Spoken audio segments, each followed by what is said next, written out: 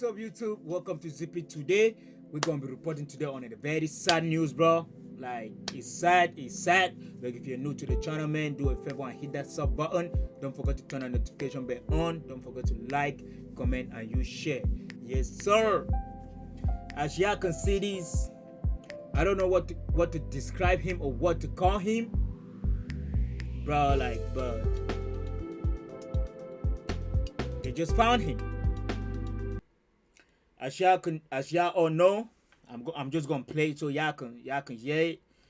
These 4 students that they were killed, that they were stabbed to death. Big national story tonight. A suspect has been arrested in the murders of 4 University of Idaho students. We have team coverage for you, starting with Chris O'Connell in Pennsylvania, where that arrest was made.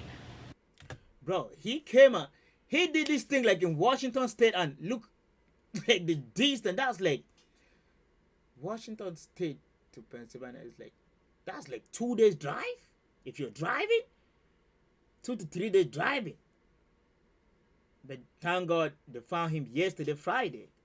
28-year-old Brian Christopher Kohberger, charged with 4 counts of first-degree murder. He is a resident of Washington, but spent time with his family here in the Pocono Mountains in a community about 65 miles outside of Philadelphia. Here is what we know. A SWAT team with the local police department. Do y'all know what is funny?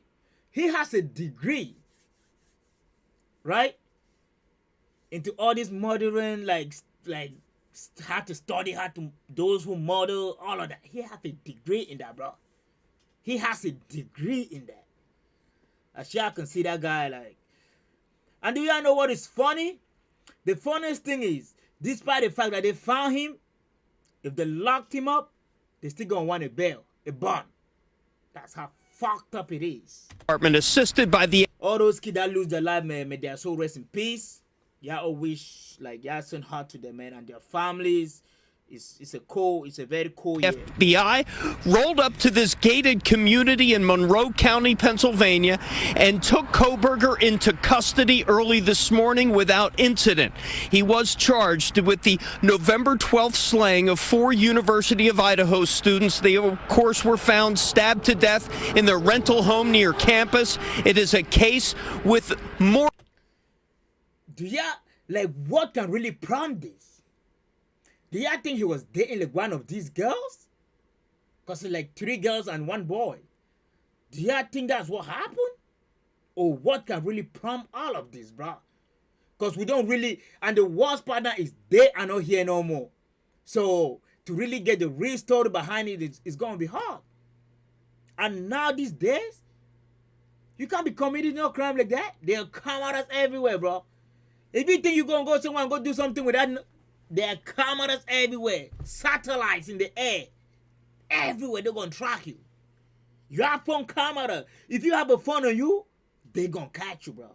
More of a mystery than anything else, since few details have been released. Well, today, officials in Idaho say they believe Kohberger, with ties to northeastern Pennsylvania, was the sole suspect.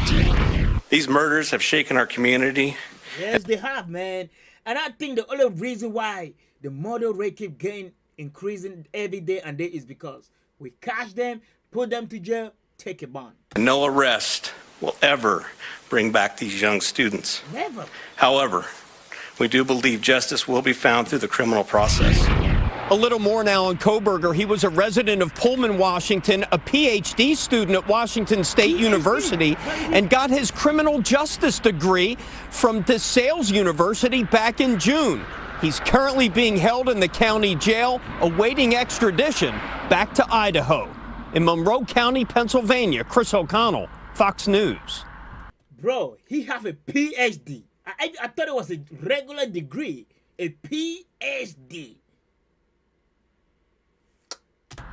The arrest in the Idaho murders has stretched from coast to coast. The suspect arrested overnight in Pennsylvania, and police in Washington State have spent the day combing through his apartment, which is right near Washington State University. And that's where Jennifer Dowling from our Fox Seattle station is tonight. Jennifer, thanks for joining us.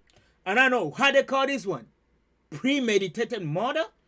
This is like first degree murder, right? Because it's not something that just happened from the instant. They're going to say you premeditated it, you calculated it, you planned it before you take the action. Yes. What have you seen there?